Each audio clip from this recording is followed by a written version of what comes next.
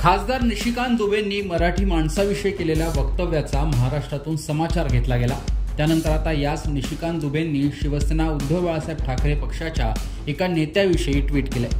त्या ट्विटमध्ये निशिकांत दुबे म्हणाले की शिवसेना उद्धव ठाकरे के नेता की भ्रष्टाचार की कहानी, 3 BHK फ्लैट न्यू मोर Santa Cruz, 4 BHK 20th road Bandra, flat in Rachna's Rameshwar Samruddhi Matrubhakti Nalasopara, flat in Air India colony Virar, commercial shop Kajupada Borivali, Kokan restaurant Nalasopara, residential property Kokan Kelve, पैसा कहाँ से लाते हो भाई, अशा प्रकारचे एक ट्विट करून निशिकांत दुबेंनी एक प्रकारे उद्धव ठाकरेंच्या एका नेत्यावर भ्रष्टाचाराचे आरोप केले आणि ही सर्व संपत्ती गोळा केल्याचं म्हटलेलं आहे। त्यामुळे हा नेता कोण अशी चर्चा आता रंगली आहे।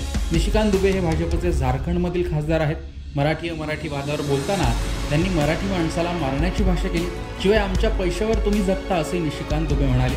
त्यानंतर वाद पेटला होता।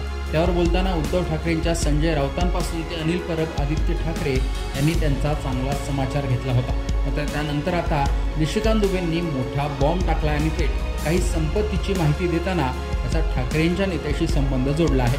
निशिकांत दुबेंनी जी माहिती दिली ते पाहता ठाकरेंच्या एखाद्या जवळच्या नेत्याला टार्गेट करताना ते दिसत आहेत, पण तो नेता कोण अशी चर्चा रंगली।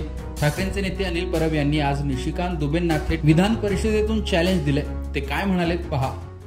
टिंपाट खासदार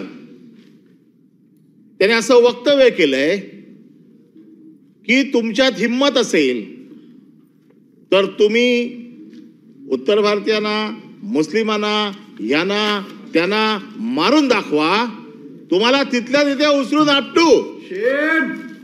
अरे हा कोण आहे? आणि मराठी माणसाला असं म्हणतोय की तुझ्या राज्यामध्ये कुत्रा आहेस तू, आणि कुत्रा आपल्या घरात देखील शेर असतो। माझी आपल्याला विनंती आहे की या महाशयाला एकदा महाराष्ट्रात बोलवा आणि त्याला कोण वाघ आहे कोण कुत्रा आहे हे महाराष्ट्रातील मराठी जनता त्याला दाखवेल। प्रश्न असा आहे की हे भारतीय जनता पक्षाचे लोकसभेचे सदस्य आहे, हे भारतीय जनता पक्षाचं अधिकृत मत आहे का? नाही, आशिष शेलारांनी सांगितलं, आम्ही ऐकलं ते सगळं। आम्ही सरकार म्हणून विचारतोय, आशिष शेलार यांनी सांगावं हे सरकारचं मत आहे आणि ह्या माझ्या 289 ला पाठिंबा द्यावा। जर सरकारचं हे मत असेल 289 ला पाठिंबा द्यावा लागेल। तर आज विधान परिषदेमध्ये अनिल परब यांनी अशा प्रकारे निशिकांत दुबेंना आव्हान दिलं। त्या दरम्यानच निशिकांत दुबेंची पोस्ट आल्याने तो नेता नेमका कोण अशी चर्चा रंगली। आता निशिकांत दुबेंनी केवळ टीका करण्यासाठी हे ट्विट करत चर्चा रंगवल्या आहेत की त्यांच्याकडे ठोस माहिती आहे। माहिती असेल तर ते नाव घेणार का? आणि निशिकांत दुबे जे झारखंडचे खासदार आहेत त्यांना इतकी माहिती कुणी पुरवली आहे ते समोर येणं देखील महत्त्वाचं असणार आहे। आणि एकूणच जे काही राजकारण रंगलंय आणि त्यात निशिकांत दुबेंनी नवा राजकीय बॉम्ब टाकलाय याविषयी तुमचं मत कमेंट बॉक्समध्ये सांगा। लोकमतचं YouTube चॅनल अद्यापही सबस्क्राईब केलं नसेल तर आठवणीने सबस्क्राईब देखील करा।